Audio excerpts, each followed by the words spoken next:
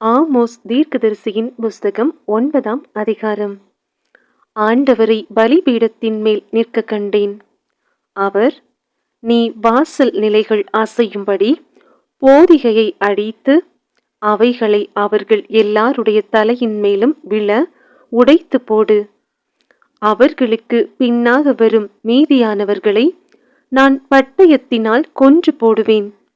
அவர்களில் ஓடுகிறவன் ஒருவனும் தப்புவதும் இல்லை. அவர்களில் தப்புகிறவன் ஒருவனும் ரட்சிக்கப்படுவதும் இல்லை. அவர்கள் பாதாள பரியந்தம் தோண்டி பதுங்கிக் கொண்டாலும் என் கை அவ்விடத்திலிருந்து அவர்களை பிடித்து கொண்டு வரும்.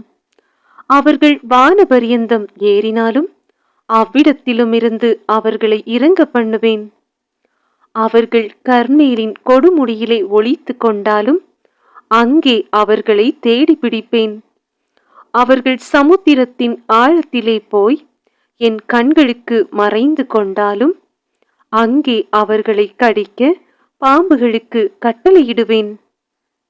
அவர்கள் தங்கள் சத்துருவுக்கு முன்பாக சிறைப்பட்டு போனாலும் அங்கே அவர்களை கொன்று போட பட்டயத்துக்கு நான் கட்டளையிட்டு என் கண்களை அவர்கள் மேல் நன்மைக்கல்ல தீமைக்கென்றே வைப்பேன். சேனைகளின் கர்த்தராகிய ஆண்டவர் தேசத்தை தொட அது உருகிப்போம். அப்பொழுது அதன் குடிகள் எல்லாரும் புலம்புவார்கள். எங்கும் நதியாய் புரண்டோடி எகிப்தினுடைய ஆற்று வெள்ளத்தை போல் வெள்ளமாகும். அவர் வானத்தில் தமது மேலறைகளை கட்டி பூமியில் தமது கீழறைகளை அஸ்திபாரப்படுத்தி சமுத்திரத்தின் தண்ணீர்களை வரவழைத்து அவைகளை பூமியினுடைய விசாலத்தின் மேல் ஊற்றுகிறவர். கர்த்தர் என்பது அவருடைய நாமம். இஸ்ரவேல் புத்திரரே, நீங்கள் எனக்கு எத்தியோப்பியரின் புத்திரரை போல் இருக்கிறீர்கள் அல்லவோ என்று கர்த்தர் சொல்லுகிறார்.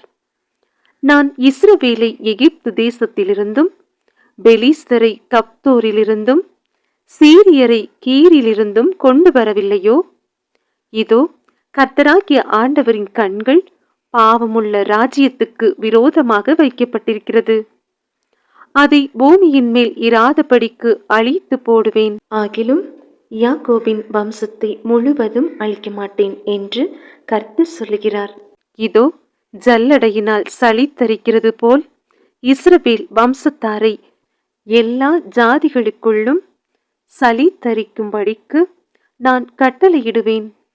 ஆனாலும் ஒரு கோதுமை மணியும் தரையிலே விழுவதில்லை.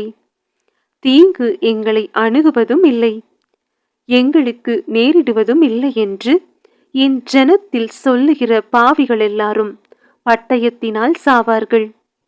ஏதோமில் மீதியானவர்களையும் என் நாமம் விளங்கிய சகல ஜாதிகளையும் வசமாக்கிக் கொள்ளும்படிக்கு அந்நாளிலே விழுந்து போன தாவீதின் கூடாரத்தை நான் திரும்ப எடுப்பித்து அதன் திறப்புகளை அடைத்து அதில் பழுதாய் போனதை சீர்படுத்தி பூர்வ நாட்களில் இருந்தது போல அதை ஸ்தாபிப்பேன் என்று இதை செய்கிற கர்த்தர் சொல்லுகிறார்.